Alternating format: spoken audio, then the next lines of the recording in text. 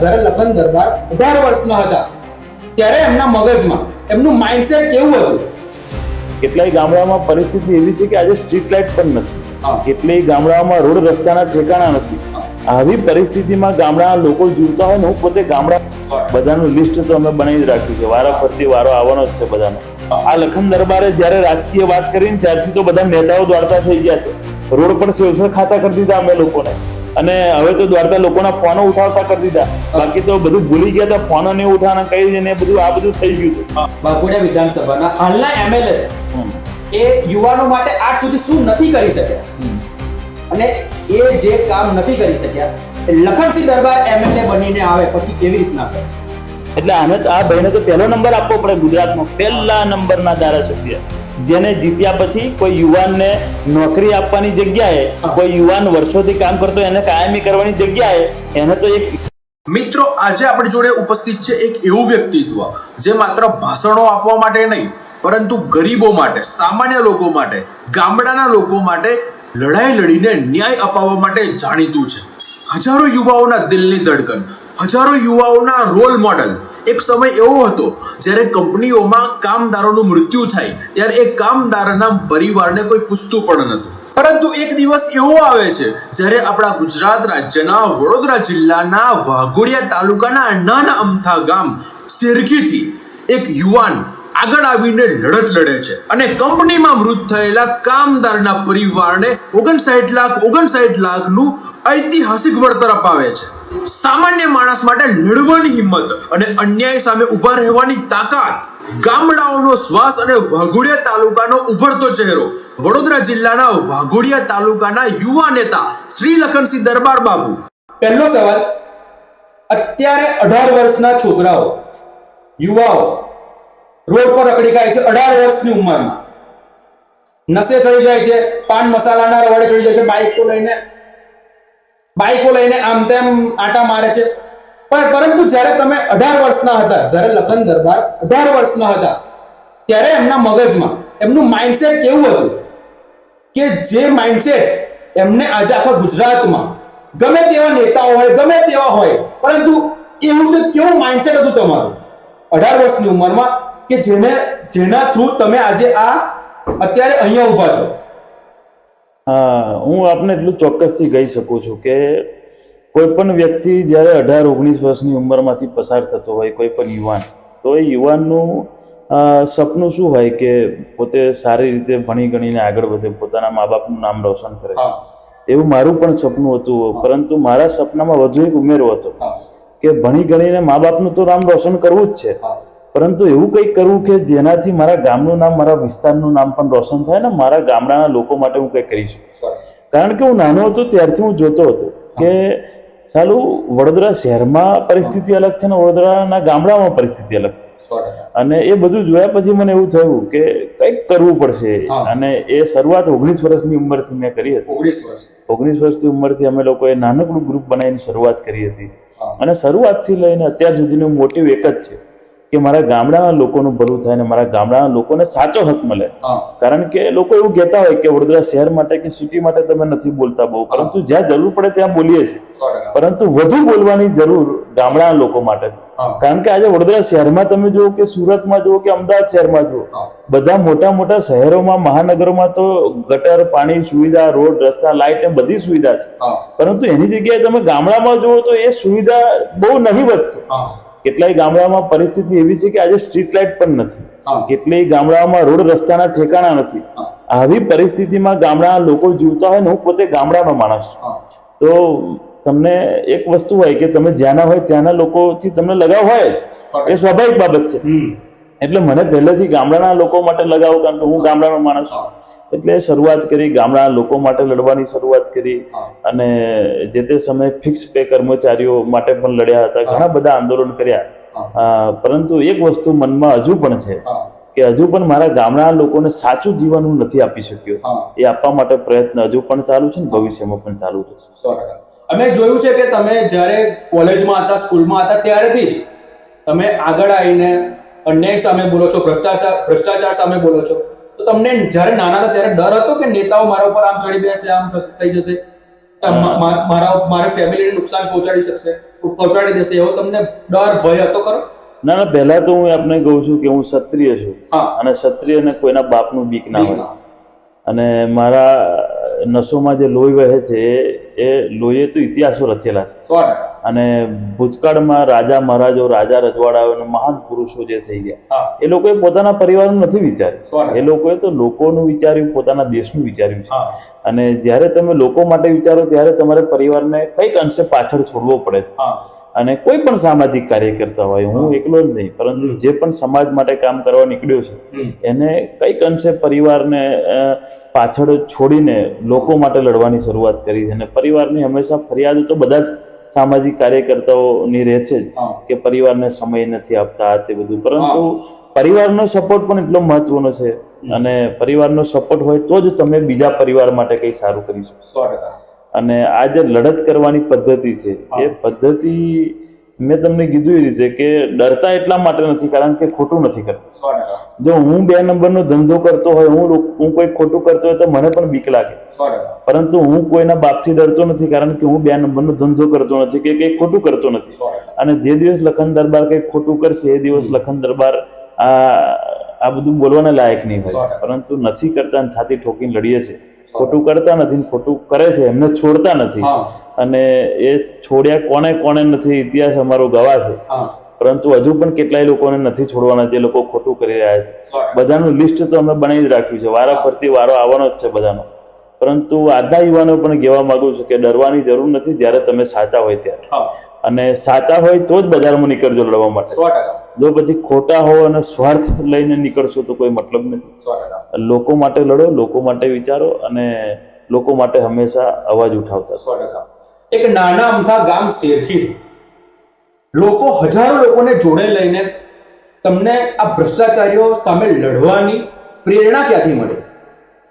પહેલા તો હું મારા ફાધરની વાત કરીશ. મારા ફાધર IPCLમાં કેન્ટીનમાં હતા સુપરવાઇઝર તરીકે. એમનું નામ કનકસિંહ અમરસિંહ પરમાર હતું, અને અત્યારે તો એમ સ્વર્ગવાસ થઈ ગયો છે. પરંતુ એમનું જે જીવન હતું એમને પણ પોતાના ગામડાના લોકો માટે ખૂબ પ્રેમ હતો. અને હજુ પણ કેટલી જગ્યાએ હું ગામડામાં જાઉં છું, કોટના જાઉં, અનગઢ જાઉં, ધનોર, રામપુરા, અનેકો ગામડાઓમાં જ્યારે જાઉં ત્યારે મને લોકો એવું કહે કે તમારા પિતાશ્રી હતા તો ત્યારે કેન્ટીનમાં અમારે કૂપન નથી લેવી પડતી, અને કૂપન લીધા વગર અમને મફતમાં જમાડી દેતા હતા. આવી રીતે કેટલા બધા અમારા ગામડાના લોકોની મારા ફાધરે પણ જે તે સમયે ચાલુ નોકરી દરમિયાન પણ સેવા કરી છે.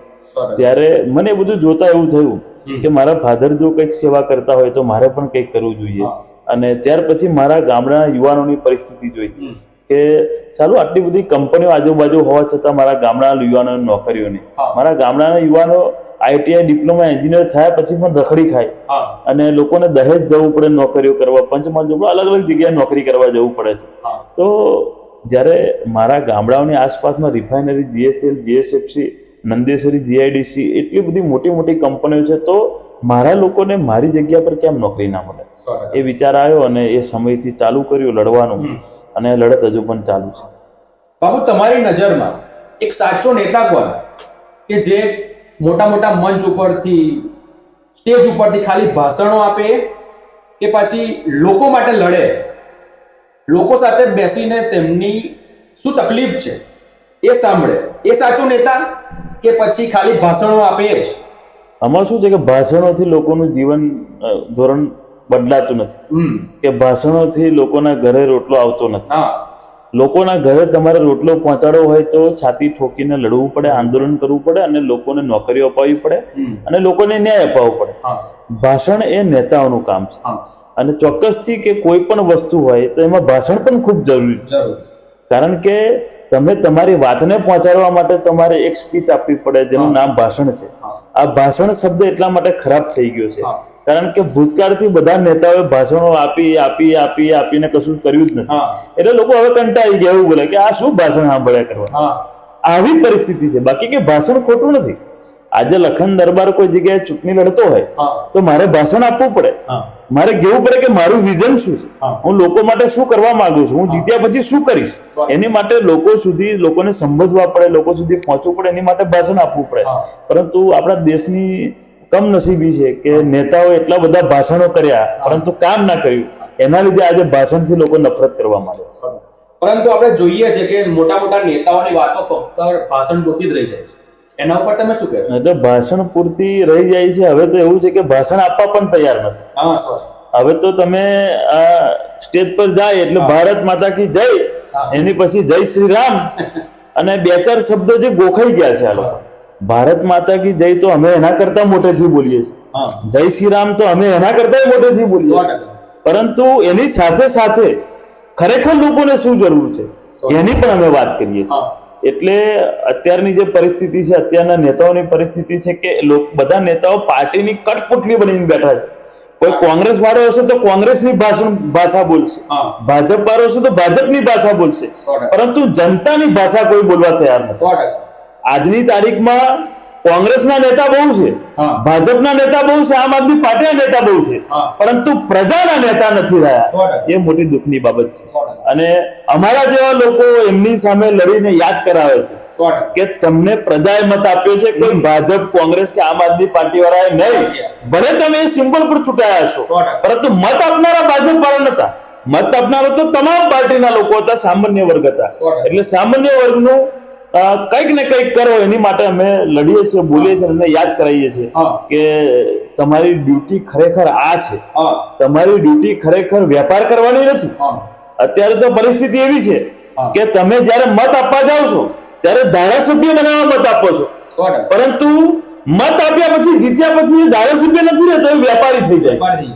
એટલે મૂળ વસ્તુ આ છે કે જે દિવસે આપણે ધારાસભ્યને ચૂંટીશું અને ખરેખર જો એ ધારાસભ્ય બનશે હા. એ દિવસે પ્રજાનું ભલું થશે. બાકી ધારાસભ્યને ચૂંટીશું ને પછી વ્યાપારી થઈ જશે, એ બિલ્ડર થઈ જશે, તો પછી કોઈનું ભલું થવાનું નથી. એનું પોતાનું, એના સગાવાલાનું જ ભલું થશે.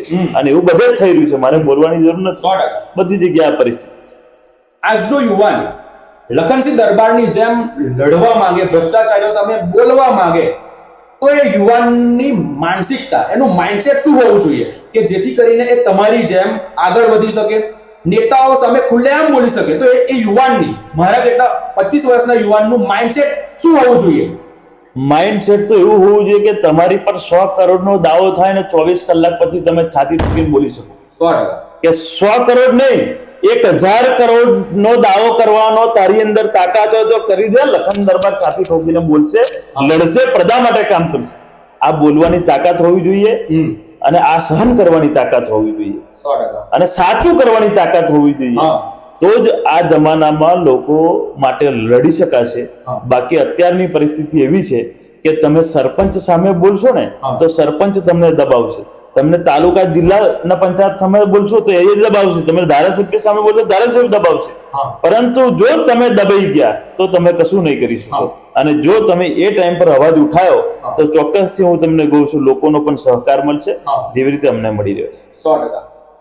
બાપુ, લોકો કહે છે કે લખનસિંહ દરબાર વાઘોડિયા વિધાનસભાના ભાવિ એમએલએ છે. જો આવતીકાલે તમને આ જવાબદારી મળી જાય તો તમે સૌથી પહેલા શું બદલશો?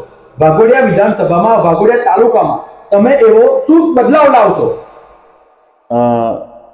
હું ચોક્કસથી તમને કહેવા માંગુ છું હા કે માં ભવાની જો એ જગ્યા પર પહોંચાડે હા. લોકોના આશીર્વાદ, હા તો ખરેખર મારા ગામડાના લોકોનું પહેલા તો જીવન ધોરણ બદલવાનો પ્રયત્ન કરીશ. અને એટલું ચોક્કસથી કે રેલી ફેલી આ બધા હું નહીં પડું. 100%. હું શરૂઆતમાં મારા લોકો માટે શું કરવું છે હા. એની પહેલા જરૂરિયાત વિચારીશ અને એની પછી જ રસ્તા પર ચાલવાનું શરૂઆત કરીશ. હા હું એટલું ચોક્કસથી કહેવા માંગુ છું કે લખન દરબાર ધારાસભ્ય હોય ને તો Nandesari GIDC, refinery, GSL, GSFC કે વાઘોડિયા જીઆઈડીસી ની કંપનીઓ હા. એક પણ યુવાનને કાઢતા પહેલા વિચાર કરે કે લખન દરબાર ધારાસભ્ય છે, 100%. કોઈ દલાલ ધારાસભ્ય નથી. નથી.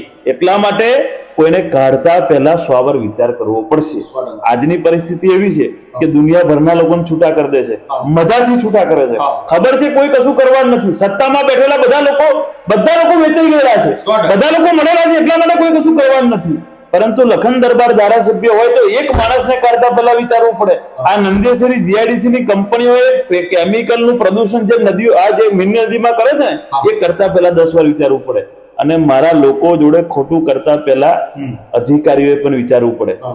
કે સારો માણસ છે, ઈમાનદાર માણસ છે, અમે જો ખોટું કરીશું તો અમને છોડે નહીં. એટલા માટે, અને હું તો હંમેશા એક જ વાત કહું છું કે ધારાસભ્ય કેવો હોવો જોઈએ? એક ધારાસભ્ય એવો હોવો જોઈએ કે એની વિધાનસભામાં કોઈ પરિવાર ભૂખ્યું ઊંઘી ના જાય એની ચિંતા કરતો હોવો જોઈએ. એની વિધાનસભામાં કોઈ દીકરાને સરકારી રેટ ના મળે તો એને ઊંઘ ના આવે એવો ધારાસભ્ય હોવો જોઈએ. વર્ષોથી લોકો કામ કરે છે એને કાયમી નોકરી નથી મળતી એની ચિંતા કરે એવો ધારાસભ્ય હોવો જોઈએ. ગામડે ગામડે રોડ રસ્તા પાણીના ઠેકાણા નથી, સ્ટ્રીટ લાઇટના ઠેકાણા નથી, એની બધી ચિંતા કરે એવો ધારાસભ્ય હોવો જોઈએ. નાકે એવો ધારાસભ્ય હોય કે જે પોતાનો વેપાર કરવામાં રસ હોય, જેને પોતાની બસો કંપનીમાં મૂકી હોય એવો ધારાસભ્ય ના હોવો જોઈએ. જેને પોતાના સગા સંબંધીઓને ત્યાંથી લાવીને અહીંયા આગળ ધંધા કરાવવા હોય એવો ધારાસભ્ય ના હોવો જોઈએ. જે ધારાસભ્ય બન્યા પછી પોતાના પેટ્રોલ પંપનું ડીઝલ કઈ મારે કઈ કંપનીમાં વેચવું છે, કેટલો મારો ધંધો વધે એવો ધારાસભ્ય ના હોવો જોઈએ. આ તો વેપારી ધારાસભ્યો છે આજકાલ. તો તમે વિચાર કરો, બધું દેખાય છે, બધું ઓપન છે, બધા લોકો રાહ જોઈને બેઠા. સમય આવવા દો. અત્યારે તો દબાણ કરવાની પરિસ્થિતિ બધી જગ્યાએ થાય. મેં કીધું ને તમને કે કોઈ નેતા સામે કોઈ બોલે એટલે એને દબાવવાનો પ્રયત્ન કરે. એટલે આવી રીતે દબાઈ તો કેટલા દબાવશો? એક દિવસ સ્પ્રિંગ ઉછળશે અને હત્યામાં સ્પ્રિંગ ઉછળવાની છે અને એટલી ભારે ઉછળવાની છે ને કે મજબૂત રીતે તમને ઘેર ભેગા કરી દે. તો બાપુ, આપણા વાઘોડિયા તાલુકાની ઘણી બધી માતાઓને બહેનોને તમે જે આ આશીર્વાદ યાત્રા થ્રુ મીનાવાડા હાગવેલ ના દર્શન કરાવો છો, એ આશીર્વાદ યાત્રાની તમને પ્રેરણા ક્યાંથી આવી? સૌ પ્રથમ તો હું તમારી વાતનો સુધારો કરી કે માત્ર વાઘોડિયા તાલુકો કે વાઘોડિયા વિધાનસભાની માતા બહેનો નહીં, પરંતુ મારી પાદરા તાલુકામાં કોઈ ગામમાં રહેતી માતા બહેનો હોય કે સાવલીમાં હોય, બધી જગ્યાએ અમે પ્રયત્ન કરી રહ્યા છે. બધી જગ્યાથી આશીર્વાદ યાત્રા કરી રહ્યા છે. આશીર્વાદ યાત્રા કોઈ રાજકીય મુદ્દો નથી. આશીર્વાદ યાત્રા તો અમે જયારે શરૂઆત કરી ત્યારે વિચારીને શરૂઆત કરી કે અમે લોકો યુવાનો માટે તો કંપનીમાં લડીએ જ છે, યુવાનોના હક માટે લડીએ છીએ. પરંતુ જયારે હું ગામડામાં જતો હતો ત્યારે મારી માતાઓને જોતો હતો અને મારી માતાઓને જોઈને મને વિચાર આવ્યો કે હું ગામડાનો દીકરો છું તો મારા ભાઈઓ માટે તો લડું છું, પરંતુ મારી માતાઓ માટે પણ કંઈક મારે કરવું પડે, મારી બહેનો માટે પણ મારે કંઈક કરવું પડે. અને એના પછી શરૂઆત કરી એક આશીર્વાદ યાત્રા. એની પછી તો આશીર્વાદ યાત્રાની શરૂઆત કર્યા પછી કેટલાય બીજા નેતાઓ હોય અમારી કોપી મારી છે. કોપી મારી, પરંતુ એ નેતાઓને મારે કેવું છે કે કોપી આશીર્વાદ યાત્રાની મારો છો, એવી રીતે હું આંદોલન કરીને લાખો રૂપિયાનું વળતર અપાવું છું, આંદોલન કરીને કંપની અમે છાતી ઠોકીને બોલું છું, એની કોપી તો મારતા નહીં. કેમ કે તઈ નહીં મરાય કોપી, તઈ તો ધંધા લેવાના એ લોકો, તઈ એ કોપી નહીં મરાય. એટલા માટે અમે આ આશીર્વાદ યાત્રાની શરૂઆત કરી કે અમારી માતા બહેનો માટે કંઈક કરી શકીએ. અને આશીર્વાદ યાત્રામાં હું એટલું ચોક્કસથી કહી શકું છું કે કોઈ કંપનીના દલાલીના પૈસા નહીં કે કોઈ કંપનીની બસો નહીં, અમે સમગ્ર ગુજરાતમાંથી જાહેર કરીએ છીએ કે ભાઈ ફંડ ફાળો આપો, અને એ ફંડના માધ્યમથી અમે આશીર્વાદ યાત્રા હજારો માતા બહેનો દીકરીઓને કરાવીએ છીએ. અને લગભગ આંકડો 15 થી 20 હજારની ઉપર નીકળી ગયો છે. અને આવી રીતે અવિરત ચાલુ રહેશે. મા ભવાની અમને ખૂબ શક્તિ આપે અને આપ સૌ લોકોનો સાથ સરકાર અમને આર્થિક રીતે જે મળે છે એ હંમેશા મળતો રહે, જેનાથી અમે વધુમાં વધુ માતા બહેનોને આશીર્વાદ યાત્રાના માધ્યમથી અલગ અલગ મંદિરોએ દર્શન કરાવતા રહીએ. બીજી એક અનોખી વાત કે જયારે મંદિરોએ તો દર્શન કરાવતા હતા, પરંતુ મનમાં એક વિચાર આવ્યો કે એક જીવતા મંદિરે પણ દર્શન કરાવવા. ત્યારે ગયા રવિવારે અમે નંદેસરી ગામમાંથી હરસિદ્ધિ ભજન મંડળ ને અમે લવાલ ગામે મોકલ્યું, મૈપતસિંહ બાપુના ત્યાં, કારણ કે જીવતું મંદિર છે. ત્યાં આગળ તમને એ મંદિર એવું છે કે ત્યાં બધાને સહારો મળે છે, વૃદ્ધોને સહારો મળે છે, યુવાનોને સહારો મળે છે, ભણતા દીકરા દીકરીઓને સહારો મળે છે, કોઈને જો અન્યાય થયો ત્યાં આગળ ન્યાય મળે છે. એટલા માટે એ મંદિરે ત્યાં મોકલવાની શરૂઆત કરીને પહેલી બસ મોકલી, હજુ પણ વધુ બસો મોકલીશું. અને ત્યાં આગળ જઈને માતા બહેનોને પણ ખૂબ આનંદ થયો અને એમને ત્યાં આગળ જઈને સાડીઓનું પણ યોગદાન કર્યું અને આર્થિક રીતે પણ યોગદાન કર્યું. એટલે હું મારી માતા બહેનો પર ગૌરવ કરું છું કે મારી માતા બહેનો લવાલ જઈને યોગદાન કરે છે અને એવી જગ્યાએ યોગદાન કરે છે જ્યાં સાચી રીતે પૈસા લોકો પાછળ વાપરવામાં આવે છે. એટલે આવી રીતે અમે અલગ અલગ જગ્યાએ યાત્રા કરાવીએ છીએ અને હજુ પણ યાત્રાની શરૂઆત જે છે ચાલુ છે અને અનંત ચાલુ રહેશે. પરંતુ કોઈ પણ રાજકીય રીતે નહીં. મેં તમને કીધું રીતે કે જાસપુર ગામ છે તો જાસપુર ગામમાંથી પણ અમે આશીર્વાદ યાત્રા કરાવી હતી. હવે તમને કહું છું કે જાસપુર ગામ એ વાઘોડિયા વિધાનસભામાં નથી આવતું. એ જાસપુર ગામ એ પાદરા વિધાનસભામાં આવે છે. સિંધરોટ ની વાત કરું, સિંધરોટ માંથી લગભગ અમે 8 થી 9 બસો અત્યાર સુધી ઉપાડી દીધી છે.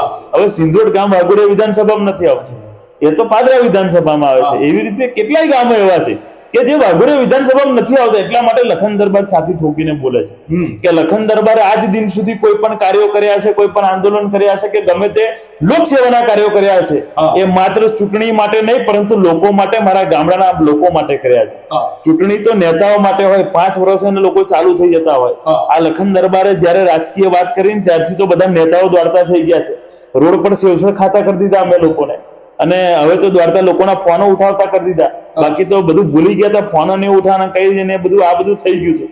એટલે હવે દ્વારકા કરી દીધા. એટલે ગૌરવવાળી વાત છે કે એક સામાન્ય પરિવારના દીકરાએ કરોડપતિ નેતાને દોડતો કર્યો છે, અને હજુ તો મજબૂત દોડતો કરીશું. સમયની રાહ. વાઘોડિયા વિધાનસભાના હાલના એમએલએ એ યુવાનો માટે આજ સુધી શું નથી કરી શક્યા, અને એ જે કામ નથી કરી શક્યા લખનસિંહ દરબાર એમએલએ બનીને આવે પછી કેવી રીતના કરશે? હવે હું હાલના એમએલએ તો યુવાન પર 100 કરોડનો દાવો તો કર્યો છે. હજુ આનાથી વધારે તો શું કરે? આટલું મોટું તો કામ કર્યું છે એને. હાલના એમએલએ તો યુવાન પર 100 કરોડનો દાવો કરી દીધો. હવે આનાથી મોટું તો કોઈ વાત જ ના હોય. એટલે આ ભાઈને તો પહેલો નંબર આપવો પડે. ગુજરાતનો પહેલા નંબરના ધારાસભ્ય, જેને જીત્યા પછી કોઈ યુવાનને નોકરી આપવાની જગ્યાએ, કોઈ યુવાન વર્ષોથી કામ કરતો એને કાયમી કરવાની જગ્યાએ એને તો એક યુવાન જે લોકો માટે લડે છે એની પર 100 કરોડનો દાવો કરી દીધો. 100 કરોડનો દાવો કર્યા પછી 1 નંબરનો જૂઠો દાવો, જુઠ્ઠા માણસ દ્વારા જૂઠો દાવો કરવામાં આવ્યો છે.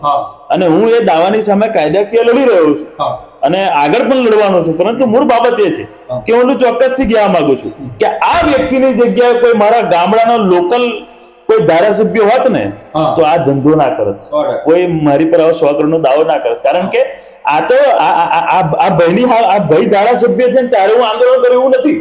અને પેલા બીજા દુનિયાભરના ધારાસભ્યો અને બીજા અલગ અલગ જગ્યાએ ધારાસભ્યોની સામે પણ હું લડ્યો છું, બોલ્યો છું.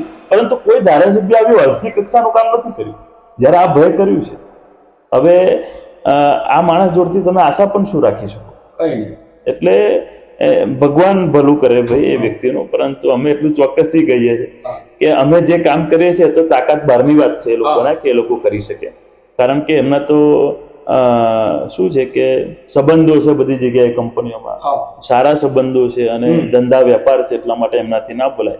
અમારા સંબંધો તો અમારા ગામડાના લોકો જોડે છે. અમારા ગામડાના ગરીબ પરિવારનો દીકરો કઈ રીતે પોતાનું ગુજરાન સારું ચલાવી શકે એ વિચારવાના અમારા સંબંધો છે. અમારા સંબંધો મોટા માણસ જોડે નથી, કારણ કે અમે નાના માણસ છીએ. નાના માણસના નાના માણસ જો સંબંધ હોય, મોટા માણસના મોટા માણસ જો સંબંધ હોય. એટલે મારા ઘરના દરવાજા તો 24 કલાક લોકો માટે ખુલ્લા હોય છે, લોકો આવે પણ છે. પરંતુ અમે શું કરવાના છે શું નહીં એ તો ભવિષ્ય બતાવશે.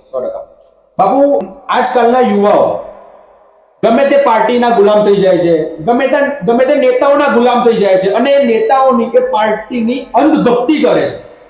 એ યુવાઓને તમે શું કહેવા માંગશો, અને એ યુવાઓને તમે સુધારી શકશો કે નહીં?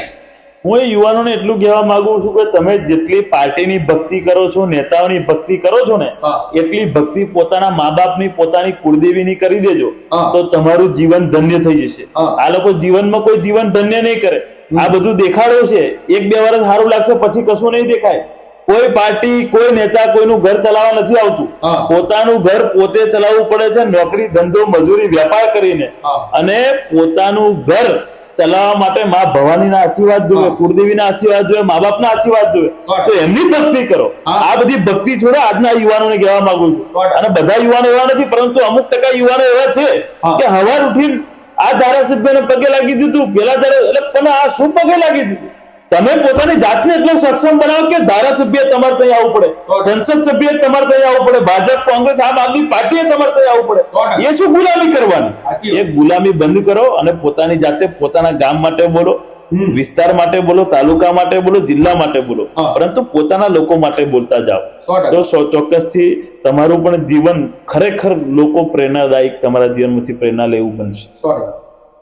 વાઘોડિયાના ગામડાઓને લઈને બાપુ તમારું શું વિઝન છે? કે વાઘોડિયા વિધાનસભાના ઘણા બધા યુવાનો, મોટા ભાગના યુવાનો, જ્યારથી એ લોકો નોકરી લાગે છે અને જ્યારે એ લોકો નોકરી છોડે છે ત્યાર સુધી એ માત્ર કોન્ટ્રાક્ટમાં નોકરી કર્યા કરે છે. તો તમારા એમએલએ બન્યા પછી શું એમના જીવનમાં કંઈક સારો બદલાવ આવશે ખરો?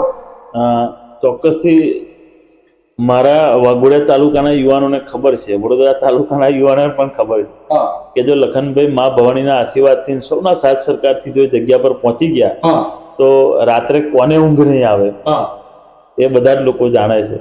એટલા માટે બધા તૈયારી પણ કરીને બેઠા છે કે આ વખતે કચકચાઈને મજબૂતાઈથી પરિવર્તન લાવવું છે. હા. કારણ કે પરિસ્થિતિ એટલી બેકાર છે કે જેના બાપા કોન્ટ્રાક્ટમાં મજૂરી કરતા હતા, હા. આજે એનો દીકરો પણ Nandesari, GIDC, GSFC, GSCL, refinery, Waghodia તાલુકાની અલગ અલગ કંપનીમાં હજુ પણ મજૂરી જ કરે છે. હા હજુ પણ પરિસ્થિતિમાં કોઈ સુધાર નથી હા. આવ્યો, પરંતુ એ સુધાર લાવવા માટે મહેનત અમે કરી રહ્યા છીએ. અમે સત્તા પર નથી છતાંય મહેનત કરીએ છીએ. તો કદાચ સત્તા પર આયા મા ભવાનીના આશીર્વાદથી તો કેટલી મહેનત કરીશું એ અંદાજા બહારની વાત છે. પરંતુ ગામડે ગામડે પરિસ્થિતિ એવી છે કે કેટલાય લોકોના ઘરે લોકોથી તેલનો ડબ્બો નથી લાવાતો, છૂટું તેલ લાવીને જીવન ગુજરાન કરવું પડે છે. આવી પરિસ્થિતિ મારા ગામડાના પરિવારો અત્યારે જીવી રહ્યા છે અને એ પરિવારોનું જીવન સુધરે પહેલા તો એ જ મારો ધ્યેય છે. અને અત્યારે જે પરિસ્થિતિ છે કે હમણાં જ ઓરિએન્ટલ કંપની છે નંદેશ્રી જીઆઈડીસી માં આવેલી, એ પણ વાઘોડિયા વિધાનસભામાં આવેલી છે કંપની. હવે તમે વિચાર કરો કે એ યુવાનો 27 યુવાનોને જ્યારે ઓરિએન્ટલ કંપનીએ છૂટા કર્યા પછી એ ધારાસભ્યના ત્યાં ગયા, વાઘોડિયાના ધારાસભ્યના ત્યાં ગયા. ધારાસભ્યના ત્યાં જઈને એક મહિનો ધક્કા ખાધા. હું નથી બોલતો, એ યુવાનો વિડીયોમાં બોલેલા છે. એક મહિના સુધી ધક્કા ખાધા કે નોકરી લગાડ દો, પરંતુ એ ભયે કશું કર્યું નહીં. એની પછી થાકીને એ લોકો મારા ઘરે આવ્યા અને મારા ઘરે આવીને આખી પરિસ્થિતિ મને સમજાઈ. ત્યારે મેં એમને કીધું હતું કે તમને છૂટા કરે એના 24 કલાકમાં જો લખન દરબાર જોડે આવ્યા હોત ને તો છાતી ઠોકીને કહું છું કે તમને નોકરી પર પાછા હું અપાઈ દે. પરંતુ 1 મહિનો સુધી એમને આ ધારાસભ્ય ધક્કા ખવડાયા એટલે કંપનીને ચાન્સ મળી ગયો, મોકો મળી ગયો કે કઈ રીતે હવે શું કરવું, આગળ શું કરવું એને વિચારવાનો મોકો મળી ગયો. કંપનીએ બધું કાયદાકીય બધું કરી દીધું. એટલા માટે આજે પણ એ લોકો બહાર છે અને પાછા એમના સમર્થક, આ તો મારથી ના બોલાય, એક બેન છે, અમારે બેન છે બરાબર, એ બેન પોતે કોન્ટ્રાક્ટર છે એ કંપનીમાં, અને એ બેન પાછા વિડીયો બનાવીને બોલે છે કે ભાઈ લખનભાઈ તો કે સોશિયલ મીડિયામાં નેતા બનવા માટે આ બધું કરે છે. હું કહું કે હું નેતા છું જ, એમને તમારા સાહેબે સ્વકરનો દાવો કર્યો મારી પર. અમે નેતા જ છીએ. અમારે કે હું સોશિયલ મીડિયામાં બોલું નેતા છીએ એવું નહીં, અમે નેતા છીએ સમજો. અને તમને ના ખબર હોય તો બીજા દર્શનને પૂછો તો ખબર પડશે, તમારા સાહેબને પૂછી લો. તમારા સાહેબે સ્વકરનો દાવો જેના પર કર્યો એ નેતા હોય તો જ કર્યો હોય ને, કોઈ સામાન્ય યુવાનની પર સ્વકરનો દાવો કરે છે. એટલે એમને કેવું છે મારે કે આ બધી વાતોમાં જે બધા વિડીયો બનાવે ને આ તે હું તો બહુ ધ્યાન પર નથી લેતો, કારણ કે હવે આવું બધું હું ધ્યાન પર લેતો જઈશ તો પછી મોટું કામ નહીં કરીશ અને ખોટા લોકોને સબક નહીં શીખવાડીશ. એટલા માટે મારી લડાઈ તો એમના સાહેબ જોડે છે. એટલે મહેરબાની કરીને આ બધું ના કરે તો સારું. અમે સીધા એમની સાહેબ જોડે લડીએ છીએ અને એ અમારી જોડે લડે છે. અમે મજબૂતાઈથી લડીશું, લોકશાહી ઢબે લડવાના છે, પરંતુ એમને જેટલા દબાવવાનો પ્રયત્ન કરે. પરંતુ મૂળ બાબત એ છે કે આ ધારાસભ્યના પાપે ધારાસભ્ય 1 મહિનો સુધી ધક્કા ખવડાયા, ત્યાર પછી હજુ પણ એ લોકોને કંપની પર લીધા નથી. અને હું એ યુવાનો માટે આંદોલન કરવા માટે જ્યારે કંપની પર આવેદનપત્ર આપવા માટે જઉં છું ત્યારે એ નેતાના ઈશારે પોલીસ મને પકડી લે છે અને પોલીસ ત્યાં રોકી દે છે અને મને કે જવાન નહીં. હવે વિચાર કરો તમે, આની પહેલા દુનિયાભરના ધારાસભ્યો હતા ત્યારે પણ હું આંદોલન કરતો હતો, પરંતુ કોઈ જગ્યાએ મારી આવી રીતે અટકાયત નહીં થઈ. બધી કંપની પર જતો હતો, આંદોલન કરતો હતો, લોકો લેવડાવતો હતો. પરંતુ આ ભાઈ જ્યારથી આ ખુરશી પર બેઠા છે ત્યારથી હું આંદોલન કરું તો મને પોલીસ પકડી જાય. એટલે કોના ઈશારે પકડી જાય છે તો આખી જનતા જાણી જ ગઈ છે. એટલે કઈ વાંધો નહીં, પકડી દો. સત્તામાં છો, મજબૂત આવ્યો છું, સત્તામાં છો, બધા તમારું સાંભળશે. 2027 પછી સત્તા ઉતરવા દો, ફરી જઈશું છાતી ઠોકીને કંપનીઓ પર અને કહીશું કે મારા ગામના લોકોને નોકરી આપો. અહીં કોણ રોકવાનું? એટલે એકવાર આ પ્રજાની હાથમાં તાકાત છે, પ્રજાની હાથમાં તાકાત છે. એ તાકાત જો અમને આપી એટલી વાર છે, પછી જો આ કંપનીમાં કેવા મારા છોકરાઓ કોલર ટાઈટ રાખીને નોકરી પર લે. આ 27 છોકરાઓની વાત કરું છું. આ 27 છોકરાઓનો જો ચુકાદો ના આવે ને અને લખન દરબાર જો 2027 મજબૂતાઈથી સત્તા પર આવે છે ને તો આ 27 છોકરાઓ કોલર ટાઈટ રાખીને નોકરી પર જશે. મને તો વિચાર આવે છે કે ધારાસભ્ય થયા પછી 1 મહિના સુધી તમે નોકરી નહીં લગાવી શકતા તો ધારાસભ્ય પદ કામનું શું? 100% કામનું શું ધારાસભ્ય પદ? કશું બી નહીં. એટલે તમે હવે બધા લોકો જાણી ગયા છે. હવે આને કેટલી વાર વાત કરું, એકની એક વાત કેટલી વાર કરું? કે આ માણસ આવો છે, આ છે, ફલાણો ટીકો, કેટલી વાર વાત કરી. લોકો જાણી ગયા, લોકો રાહ જોઈને બેઠા છે. હવે બધા બહુ પ્રોપેગેન્ડા કરે છે. હવે પછી કંપનીઓમાં બસો ફરે છે, એ પછી બસો કે હું આશીર્વાદ યાત્રામાં ફરું. એટલે તમે આશીર્વાદ યાત્રામાં ફરો ને બીજી બાજુ કંપનીમાં ફરો ને તમે બધા છોકરાઓને કાઢી મૂકે, ફરી એનો કોઈ મતલબ નહીં. એટલે બધું સાંઠગાંઠ વાળો ધંધો છે અને આ બધું ચાલ્યા કરે છે, પરંતુ અમે નહીં ચાલવા દઈએ. લોકો પણ સમજી ગયા છે, સમયની રાહ જોઈએ છે, મજબૂતાઈથી જવાબ મળશે, તમામ વસ્તુના જવાબ મળશે. બાપુ, આપણા દેશમાં લોકો રોડ, પાણી, નોકરી કે રોજગારી જેવી મૂળભૂત જરૂરિયાતો માટે વારંવાર અરજીઓ કરે છે. ઘણી બધી રજૂઆતો થાય છે, છતાં કામ થતું નથી.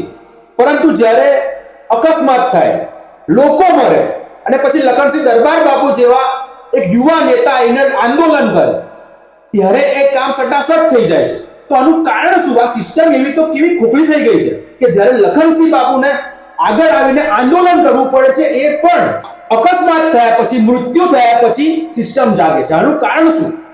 આમાં કારણ એક જ છે કે ચમત્કાર વગર નમસ્કાર. ચમત્કાર બતાવવો પડે તો જ નમસ્કાર થાય.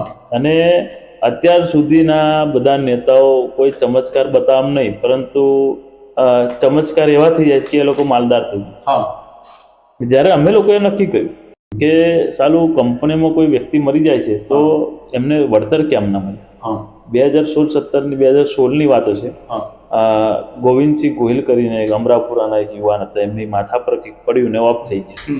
એ દિવસ મને હજુ પણ યાદ છે. બધા જ લોકો ત્યાં આગળ ડેડ બોડી સ્વીકારવાની વાત કરતા હતા. હું ત્યાં આગળ ગયો, મેં કીધું મારી પર વિશ્વાસ રાખો, કોઈ ઘેટા બકરાનું મૃત્યુ નથી થયું, આપણા ગામડાના લોકોનું મૃત્યુ થયું છે. એક વ્યક્તિનો, એક મોભી પરિવારનો જતો રહ્યો છે, તો કંપનીએ વળતર આપવું પડશે. ત્યારે લોકોને એવું લાગતું કે કઈ રીતે વળતર આપે, અત્યાર સુધી નહીં આપ્યું તો કેવી રીતે આપશે. મેં કીધું કે મારી પર વિશ્વાસ રાખો, આપણે અહીં ધરણા પર બેસી રિફાઇનરી ગેટ પર અમે બેઠા હતા અને લગભગ સવારથી બપોર સુધી બેઠા, અને ત્યાર પછી 20 થી 21 લાખ રૂપિયાનું વળતર જાહેર થયું. અને આપને બીજી પણ વાત કહું છું કે જ્યારે એ વળતર જાહેર થયું હતું ને, ત્યારે રિફાઇનરી કંપનીમાં અત્યાર સુધી તો વળતર કોઈ કંપની મળ્યું જ નતું. એટલે એમની જોડે એક જે લેટર આપવાનું, અમે કીધું લેટર આપો લેખિતમાં. હવે લેટર એમની જો ફરમો નતો, કારણ કે અત્યાર સુધી કર્યું જ નતું. તો માં ભવાની જાણે છે, મારો ભગવાન જાણે છે કે એ દિવસે જે લેટર ટાઈપ કર્યો હતો એ પણ લખન દરબારે રિફાઇનરી કંપનીમાં બેહીને કર્યો હતો. મેં એ લોકોને કીધું હતું કે આવું લખો, અને એ જ લેટર હજુ સુધી ચાલે છે વળતર અપાવવામાં. હવે એની પછી તો અમે લાખો કરોડો રૂપિયાના લોકોને વળતર અપાઈ દીધું. આમના શિવા ફાર્મામાં 59 લાખ રૂપિયાનું વળતર અપાયું. આવા કેટલાય વળતર અપાઈ દીધા.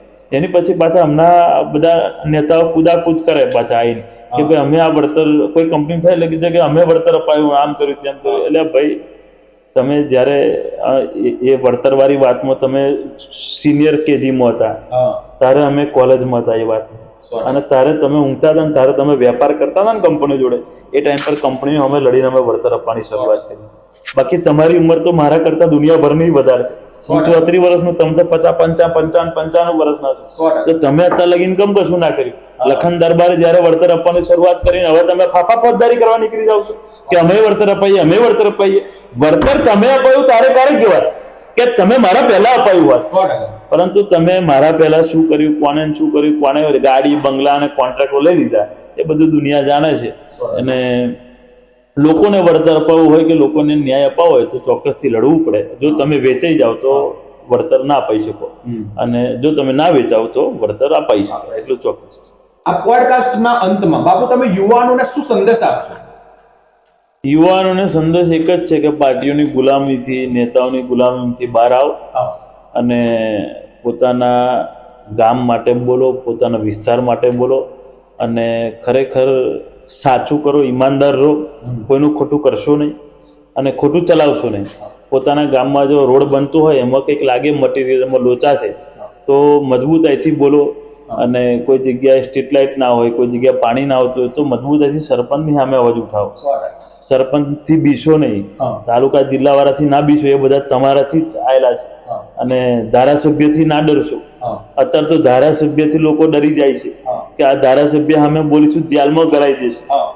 પરંતુ જેલમાં ગલાઈ દે, બધું કરે, પરંતુ તમે લોકો માટે લડશો, લોકો તમારો સાથ આપશે અને ધારાસભ્યને તમાચો પડશે. એટલા માટે મૂળ મુદ્દો એ છે કે લોકો માટે લડો, તેમજ આગળ વધો અને સાથે સાથે ભણતરમાં પણ આગળ વધો. એજ્યુકેશન પણ ખૂબ મહત્વની બાબત છે, કારણ કે એજ્યુકેશન વગર કશું શક્ય નથી. તમે ભણેલા ગણેલા હશો તો તમને ખબર પડશે કે કાયદો શું છે, કલમ શું છે, પરંતુ તમે અભણ હશો તો કાયદો નહીં ખબર પડે. તો આ ધારાસભ્ય તમને દબાવશે, સંસદ સભ્ય તમને દબાવે. ધારાસભ્યથી ડરે કોણ? જે લોકોને કાયદો ખબર નથી એ લોકો ડરતા હોય, અને જેને કાયદો ખબર છે ધારાસભ્યને બી સીધો કરી દે. કેટલા ઉદાહરણો જોયા છે. અને ધારાસભ્ય હોય, સંસદ સભ્ય હોય કે સરપંચ હોય, બધાની સામે બોલતા શીખો, રજૂઆત કરતા શીખો, અને સાથે સાથે ભણો ગણો, આગળ વધો અને પોતાના પરિવાર, પોતાના મા બાપની સેવા કરો. એ જ મોટી વાત છે. અને છેલ્લે અંતે મારે જ તમને કહેવું છે, આ તો મારથી ના બોલાય, પોડકાસ્ટ તમે કરો છો, પરંતુ તમે જે સિરીઝ ચલવી, આપણી મા મહીસાગર નદીની જે સિરીઝ આખી ચલવી, એ ખરેખર ખૂબ મહત્વની છે. કારણ કે હું પણ મહી કાંઠાનો દીકરો છું. એટલે ખરેખર મહી કાંઠો જે છે એ એટલો ઐતિહાસિક મહી કાંઠો છે, એટલો કુદરતી સૌંદર્યથી ભરેલો છે કે જેને ખરેખર એક્સપ્લોર હજુ નહીં થયું. સરકારે પણ સમજવું જોઈએ. સરકારે પણ આ મહી કાંઠાને એક સારી રીતે વિકસિત થાય એની માટે સરકારે પણ પ્રયત્ન કરવા જોઈએ. અને એ જ વિનંતી છે. અને અમે કંઈક બનીશું ત્યારે આ બધું ચોક્કસથી કરીશું. બધું મગજમાં છે અને બધું કરવાના છે. પણ તમને અભિનંદન આપું છું કે તમે પણ લોકોને જાગૃત કરો છો, યુવાનોને જાગૃત કરો છો, અને આવી રીતે જાગૃત કર્યા કરો. અને મા ભવાનીના આશીર્વાદ તમારી પર સદાય બન્યા રહે એવી પ્રાર્થના કરીએ છીએ. જય માતાજી. જય માતાજી.